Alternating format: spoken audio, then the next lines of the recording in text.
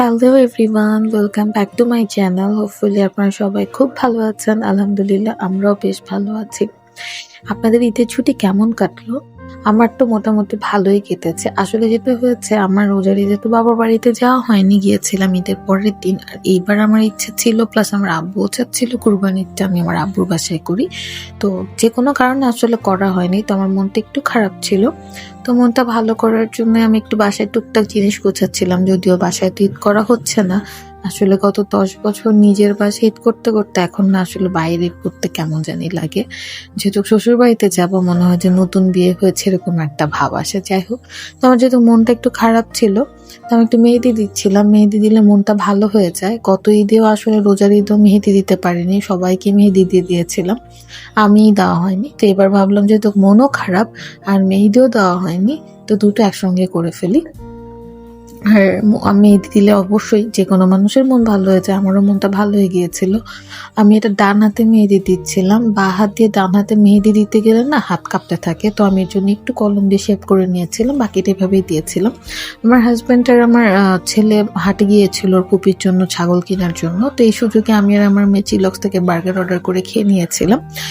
তো এই যে দেখুন, দুই ছাগল একসঙ্গে দাঁড়িয়ে আছে, একজন খাওয়াচ্ছে আর একজন খাচ্ছে, ঠিক যেন আপন ভাই।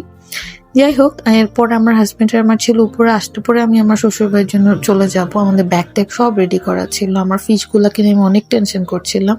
তো এরপরে আসলে মন ভালো ছিল না, শ্বশুর বাড়িতে যাওয়ার পর ব্যস্ত হয়ে গিয়েছিলাম, আর কোনো ভিডিও করা হয়নি। ঈদের দিন হালকা একটু করেছিলাম।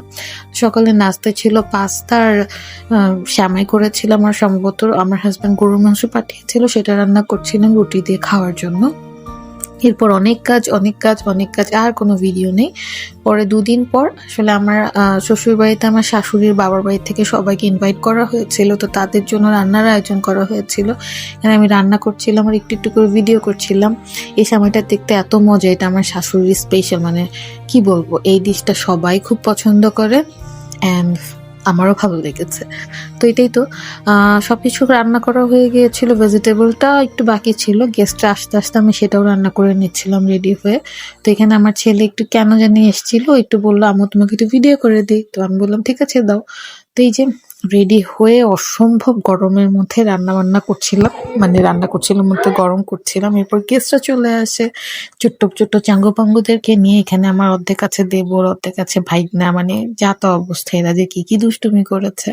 বাট আসলে অনেক মজা হয়েছে যখন সবাই এসেছিল। আলহামদুলিল্লাহ, আমার জীবনে প্রথম আমি এত মানুষের আয়োজন একা হাতে সামলাচ্ছিলাম। ইভেন আমি এত রান্না বান্না এর আগে কখনো করিনি। তো এখানে সব হচ্ছে আমার শাশুড়ির দল, এখানে একটাই শুধু ভাবি আর দেবর ছিল, আর সব এগুলো হচ্ছে মামা শ্বশুর মামি শাশুড়ি সবার। এখানে আমার শ্বশুর শাশুড়ি ছিল, খালা শাশুড়িরা ছিল। এখানে সবাই মিলে গল্প করছে। আমি আর এখানে এটা সম্ভবত আমার হাজবেন্ড ভিডিওটা করেছিল মেমোরি রাখার জন্য। আর আমি তখন সম্ভবত চা বানাচ্ছিলাম আর বাচ্চাদের সাথে গল্প করছিলাম, ঠিক মনে নাই। আলহামদুলিল্লাহ খুব ভালো সময় কেটেছে। শুধু একজনকে মিস করেছি, সেটা হচ্ছে আমার আব্বু। আমার আব্বুর বাসার মানুষকে আমি খুব মিস করছিলাম। তো মিস করলেও বউ হিসেবে অনেক দায়িত্ব থাকে, সেই দায়িত্বই পালন করছিলাম। অ্যান্ড সেদিনই আমরা বাসায় চলে আসি। আর আসার পর আমার বিশাল শরীর খারাপ হয়ে যায়, প্রচন্ড শরীর ব্যথা, জ্বর, গলা ব্যথা। কারণ এত গরম, এত গরমের মধ্যে ঘামছিলাম, আবার সেটা শুকাচ্ছিল, আবার ঘামছিলাম। তো এরপর আসলে আর কোনো ভিডিও করা হয়নি। তারপর আসলে 2 দিন বাসায় রেস্ট নিয়েছিলাম। আপনারা কি কি করেছেন জানাবেন তো। আজকের মতো এই অবধি। সবাই ভালো থাকবেন, সুস্থ থাকবেন, আমাদের জন্য দোয়া করবেন।